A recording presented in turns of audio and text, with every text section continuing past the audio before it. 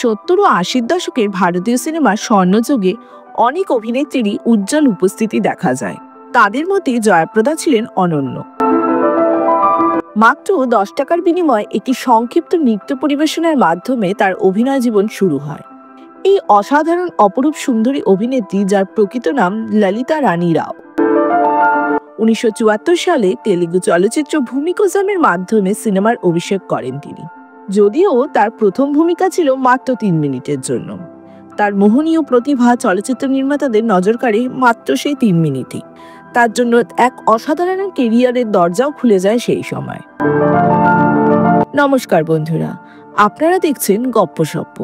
আমার চ্যানেলটিকে ভালো লাগলে অবশ্যই আমার চ্যানেলটিকে লাইক, শেয়ার এবং সাবস্ক্রাইব করবেন।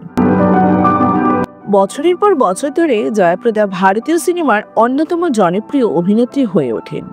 সরগম, শরাবি, মে আওয়ারা হু এবং গঙ্গা যমুনা সরস্বতীর মতো ছবিতে তার অভিনয়, তার বহুমুখিতা এবং উপস্থিতি প্রমাণ করে দেন বারবার। তিনি অমিতাভ বচ্চন, জিতেন্দ্র, ধর্মেন্দ্রের মতো কিংবদন্তি অভিনেতাদের সঙ্গে পর্দা শেয়ার করেন এবং নিজেকে এক শক্তিশালী অভিনেত্রী হিসেবে প্রতিষ্ঠিতও করেছিলেন। তবে তার খ্যাতি শুধুমাত্র যে হিন্দি সিনেমার মধ্যে সীমাবদ্ধ ছিল তা কিন্তু নয়। তেলুগু এবং অন্যান্য আঞ্চলিক চলচ্চিত্রেও তিনি সমানভাবে প্রশংসিত। 1980-র দশকের মধ্যে জয়াপ্রদা সফলতার শীর্ষে পৌঁছে যান এবং ভারতীয় চলচ্চিত্র শিল্পে সর্বাধিক পারিশ্রমিক প্রাপ্ত অভিনেত্রীদের মধ্যে একজন হয়ে ওঠেন তিনি। প্রায় 1 দশকের জন্য তিনি বক্স অফিসে আধিপত্য বজায় রাখেন এবং 1984 থেকে 1991 সাল পর্যন্ত তার নাম বক্স অফিস ইন্ডিয়ার শীর্ষ অভিনেত্রীদের তালিকার মধ্যে ধারাবাহিকভাবে ছিল।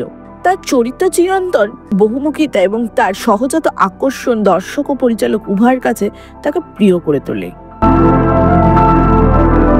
জয়াপ্রদার কেরিয়ারে শীর্ষে থাকা অবস্থায় 1994 সালে তিনি এক সিদ্ধান্ত নেন, যা তার ভক্তদের সামান্য বিস্মিতও করেছিলেন। সেই সময় তিনি হঠাৎ বলিউড ছেড়ে রাজনীতিতে যোগ দেন। সেই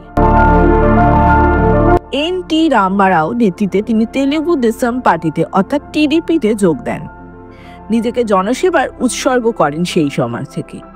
এটি তার জীবনের এক নতুন আরেকটি অধ্যায় সূচনা করে। যদিও তিনি মূলধারা সিনেমা ছেড়ে দেন, কিন্তু মাঝে মাঝে এখনো তিনি পর্দায় ফিরে আসেন। তার সর্বশেষ উপস্থিতি ছিল 2023 সালে মালায়ালাম ছবি রামাচন্দ্র বোস অ্যান্ড কোতে, যা তার চিরন্তন প্রতিভা এবং আকর্ষণীয় ব্যক্তিত্বকে আবার প্রমাণ করে।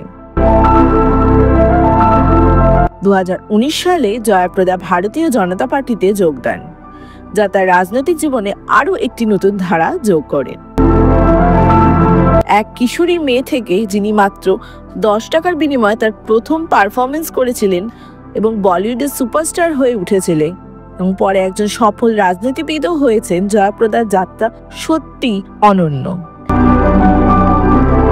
আজ তার সিনেমা এবং রাজনীতিতে অবদান লক্ষ লক্ষ মানুষকে অনুপ্রাণিত করে এবং প্রমাণ করে যে প্রকৃত প্রতিভা এবং দৃঢ় সংকল্প থাকলে কোনো কিছুই বাধা হয়ে দাঁড়ায় না, সমস্ত সীমানাই পার করে ফেলা যায়।